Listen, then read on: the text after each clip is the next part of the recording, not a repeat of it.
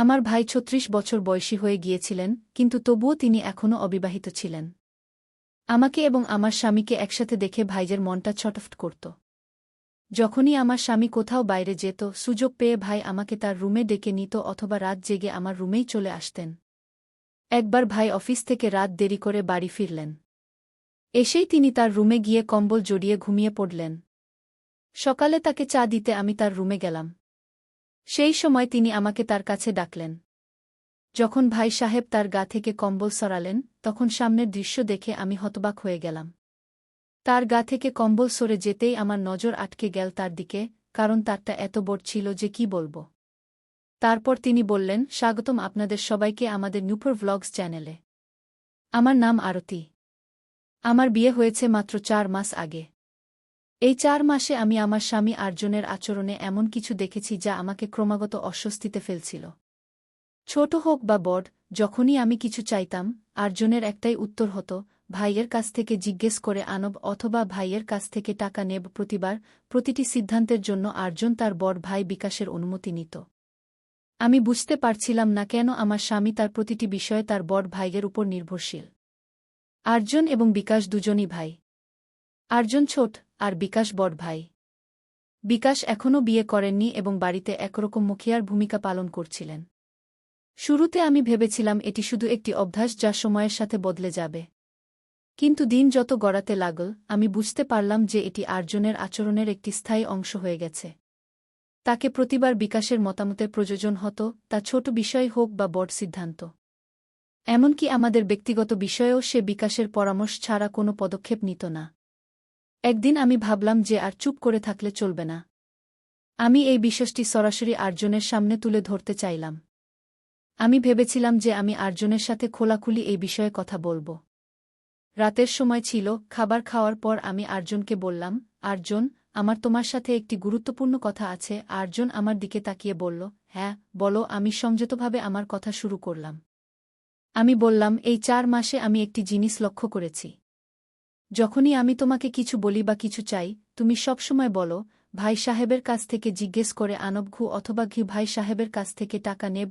আমি বুঝতে পারছি না যে প্রতিটি জিনিসের জন্য তোমাকে তার কাছে যেতে হয় কেন। আর্জন কিছুক্ষণ চিন্তা করে বলল, তুমি জানো না ভাই সাহেব আমাদের জন্য কত কিছু করেছেন।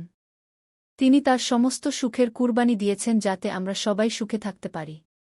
আমি তার ছাড়া কোনো সিদ্ধান্ত নিতে পারি না। আমি বুদ্ধিমত্তার সাথে বললাম, আমি বুঝতে পারি যে তিনি তোমার জন্য অনেক কিছু করেছেন এবং আমি তাকে সম্মান করি। কিন্তু এখন তোমার নিজেরও একটি জীবন আছে, আমাদেরও একটি জীবন আছে।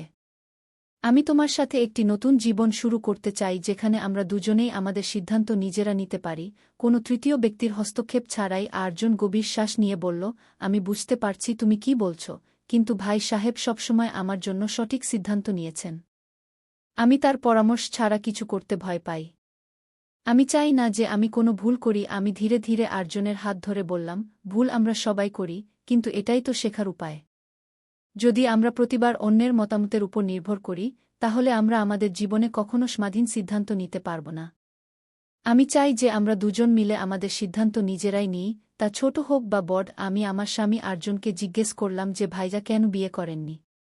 তখন তিনি উত্তর দিলেন, এখনও পর্যন্ত আমিও এর কারণ বুঝতে পারিনি। ভাইয়ের বিয়ে করার ইচ্ছা ছিল না, তাই মা আমার বিয়ে দিয়েছেন। এখন বিকাশ ৩৬ বছর বয়সী হয়ে গেছেন।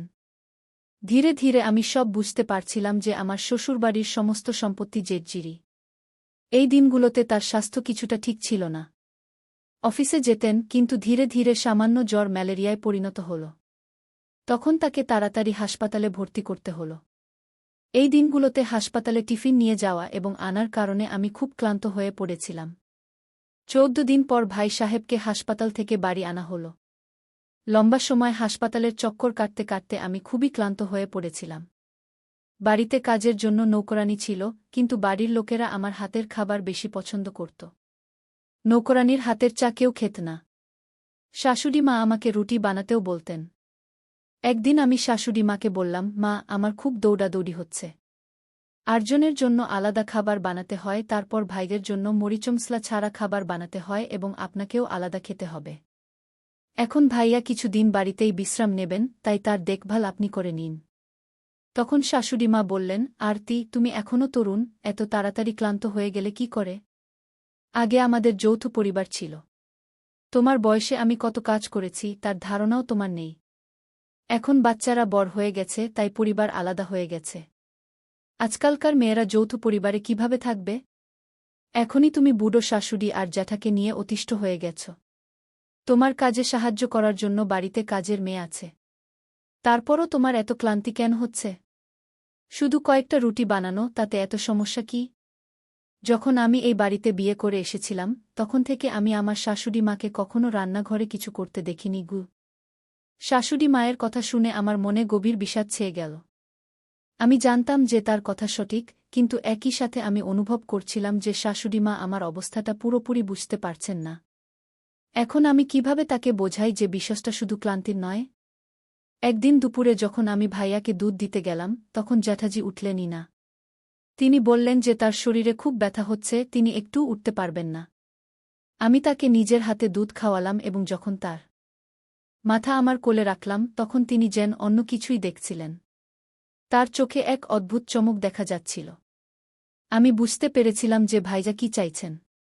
আমি তরুণ ছিলাম, কিন্তু অবিরাম কাজ করা এবং দুজনের দেখভাল করার কারণে আমার ক্লান্তি বেড়ে গিয়েছিল। হাসপাতালের চক্কর, বাড়ির কাজ এবং সবার আলাদা আলাদা প্রয়োজন মেটানো, এসব মিলিয়ে আমাকে মানসিক ও শারীরিকভাবে ক্লান্ত করে তুলছিল। কাজের মেয়ে থাকা সত্ত্বেও বাড়ির লোকেরা আমার হাতের খাবার পছন্দ করায় আমাকে আরও দায়িত্বশীল করে তুলছিল। আমি অনুভব করছিলাম যে আমার পরিশ্রমকে হয়তো যথেষ্ট গুরুত্ব দেওয়া হচ্ছে না। শাশুড়ি মায়ের তিরস্কার এবং তার প্রত্যাশার মধ্যে আমি নিজেকে এক কঠিন পরিস্থিতিতে আবিষ্কার করলাম। আমার মনে হচ্ছিল যে আমার পরিশ্রম ও নিষ্ঠাকে উপেক্ষা করা হচ্ছে, কিন্তু তবুও আমি জানতাম যে এই বাড়িতে আমার ভূমিকা গুরুত্বপূর্ণ এবং আমাকে আমার দায়িত্ব পালন করতেই হবে। আমি এক গভীর শ্বাস নিয়ে ধীরে ধীরে বললাম, মা, আমি ক্লান্তির কথা এজন্যই বলছি কারণ এসব আমার জন্য নতুন। আমি চেষ্টা করছি যে সবার প্রয়োজন মেটাতে পারি, কিন্তু মাঝে মাঝে একটু বিশ্রামও দরকার হয়। আপনি যদি একটু সাহায্য করেন তাহলে আমার অনেক রেহাই মিলবে গি। শাশুড়ি মা কিছু উত্তর দিলেন না। একদিন তিনি বললেন, আমি খুব ক্লান্ত হয়ে পড়েছি, আমাকে কিছু দিনের জন্য আমার বোনের বাড়ি যেতে হবে। এতে আমি বললাম, ঠিক আছে শাশুড়ি মা, আপনি কোনো কাজ আমার উপর চাপাবেন না। যেখানে যেতে হবে তাড়াতাড়ি যান। কি এই কড়া কথা শুনে তিনি বললেন, এত তাড়াতাড়ি নয়, যখন যাব তখন তোমাকে বলে দেব। এরপর 1 মিনিট ধরে বক্তৃতা দিয়ে তিনি সব কাজ আমার উপর চাপিয়ে দিলেন। ভাইয়ার অসুস্থতার কারণে তার অফিসের অনেক কাজ আরেকজনকে সামলাতে হচ্ছিল, তাই সে রাতে দেরি করে বাড়ি ফিরত। একদিন দুপুরে যখন আমি ভাইয়াকে দুধ দিতে গেলাম, তখন দেখলাম যে তার শরীরে খুব ব্যথা হচ্ছে, তিনি একটুও হাত তুলতে পারছেন না। আমি তাকে নিজের হাতে দুধ খাওয়ালাম এবং দুধ খাওয়ার পর তার মুখ আমার শাড়ির আঁচল দিয়ে মুছে দিলাম। আমি যেই আঁচল সরালাম, তিনি আমাকে এক ভিন্ন দৃষ্টিতে দেখতে লাগলেন। ভাইয়ার অসুস্থতার সময় সারা দিন আমি তার পাশেই বসে থাকতাম, কারণ তার যে কোনো সময় কোনো কিছুর প্রয়োজন হতে পারে। আমি তাকে নিজের হাতেই খাওয়াতাম। ভাইজা তার স্বাস্থ্য ঠিক না হওয়ায় পুরো সপ্তাহের ছুটি নিয়েছিলেন। এই সপ্তাহের 4 দিন কেটে গিয়েছিল এবং এই 4 দিনে আমি তার খুব যত্ন নিয়েছিলাম। আমার এই যত্নে জ্যাঠাজি এতটাই প্রভাবিত হয়েছিলেন যে তিনি আমাকে বললেন, আরতি, তোমার কি চাই? যা ইচ্ছে আমি তোমাকে দিয়ে দেব। আমি বললাম, ভাইজা, গত সপ্তাহে আমি একটা নতুন সোনার নেকলেস দেখেছিলাম, সেটা লেটেস্ট ডিজাইনের ছিল এবং সেটা নেওয়ার আমার খুব ইচ্ছা ছিল। কিন্তু আর্জন টাকার অভাবে সেটা নিতে মানা করেছিল ও আমি হতাশ হয়ে কথা বলেছিলাম, কারণ এখন সুযোগ পেয়ে আমি এটা ছাড়তে চাইনি। জ্যাঠাজি বললেন, আরতি, তোমার নেকলেস পছন্দ হলে তুমি আমাকে একবার বলতে পারতে না? আমি তখনই তোমাকে সেটা কিনে দিতাম। এরপর তিনি আমাকে সঙ্গে সঙ্গে তার কার্ড দিয়ে দিলেন এবং সন্ধ্যায় গিয়ে আমি সেই নেকলেস কিনে নিলাম। নেকলেসটা হাতে পেয়ে আমি খুশিতে আত্মহারা হয়ে গেলাম। ধীরে ধীরে আমাদের চোখে চোখ পড়তে পড়তে আমরা দুজন এক অপর। আমি জেটজির অসুস্থতার সময় তার দেখাশোনা করতে এসেছিলাম, কিন্তু সাহেবের দেখাশোনা করতে করতে আমাদের মধ্যে এমন কিছু হয়ে যাবে তা আমি কল্পনাও করতে পারিনি। জেটজি আমাকে যে নেকলেসটি দিয়েছিলেন তা দেখে আর্জন অবাক হয়ে গেল। সে বলল, ভাইজা আমাকে কখনো এত দামি শপিং করতে দেননি, তাহলে একবারে তোমাকে এত বড় শপিং কিভাবে করিয়ে দিলেন? আমি এটা বিশ্বাস করতে পারছি না। ভাইজা তার ছোট ভাইকে আজ পর্যন্ত এত শপিং কখনো করাননি। মাত্র 3 দিনের মধ্যে ভাইজা আমার প্রতি এতটা আকর্ষণ অনুভব করলেন যে আমার একটি কথায় তিনি আমার যা ইচ্ছা ছিল তা পূরণ করে দিলেন। যাই হোক, ভাইয়া অসুস্থ ছিলেন, তাই অফিসে যেতে পারছিলেন না। সেই সময় কোম্পানির একটি গুরুত্বপূর্ণ মিটিং ছিল যা অন্য শহরে হওয়ার কথা ছিল। ভাইয়ার অসুস্থতার কারণে তিনি নিজে যেতে পারেননি, তাই তিনি তার জায়গা আর্জনকে পাঠিয়ে দিলেন। পরের 4 দিন আর্জনকে বাইরের শহরে থাকতে হবে। সেই দিন সকালে আর্জন যখন শহরের উদ্দেশ্যে রওনা হয়ে গেল, তারপর আমি গোসল করতে গেলাম। যখন আমি গোসল করে বের হয়ে এলাম, তখন আমার ভেজা চুলে তোয়ালে জড়িয়ে ছিল। যেই আমি তোয়ালে সরিয়ে চুল শুকানো শুরু করলাম, ভাইয়ার কণ্ঠ শুনতে পেলাম। তিনি আমাকে আমার নাম ধরে ডাকছিলেন। ভাইয়ার জোরালো কণ্ঠ শুনে আমি বুঝতে পারলাম যে তিনি কতক্ষণ ধরে আমাকে ডাকছিলেন। কিন্তু শাশুড়িমা বাড়িতেই ছিলেন, তাই তিনি তার ছেলের কণ্ঠকে উপেক্ষা করে দিলেন। শাশুড়িমা নিজেকে কাজ থেকে দূরে রাখার অভ্যাস ছিল, তাই তিনি সারাদিন বাইরে গল্পগুজব করতে যেতেন। তখনই আমি দৌড়ে ভাইয়ার ঘরে গেলাম। দৌড়ানোর সময় আমার চুল থেকে জড়ানো তোয়ালেও পড়ে গেল। ঘরে পৌঁছে আমি বললাম, ভাইজা, আপনার কিছু দরকার ছিল?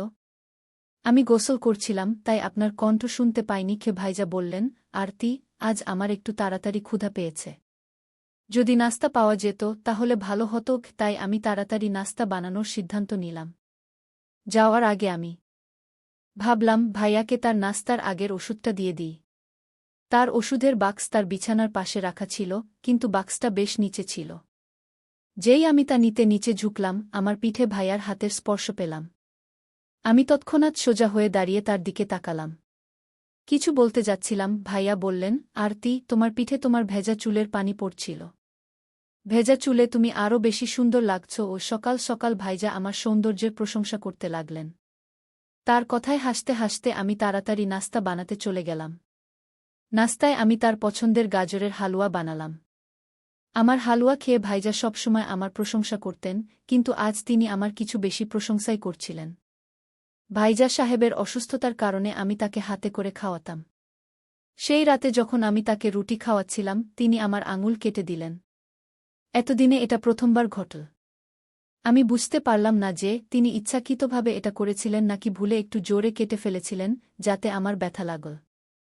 ভাইজা সাহেব আমার হাতটি 2 হাতে শক্ত করে ধরে ফেললেন। আমাকে এক অদ্ভুত দৃষ্টিতে দেখতে লাগলেন। ভাইজা আমাকে এক ভিন্নভাবে দেখে বললেন, আরতি, আমার স্ত্রীও তোমার মতো হওয়া উচিত ছিল। তার কথা শুনে আমি খুশি হলাম, কারণ আমার মনে হলো তিনি বিয়ের জন্য প্রস্তুত হচ্ছেন।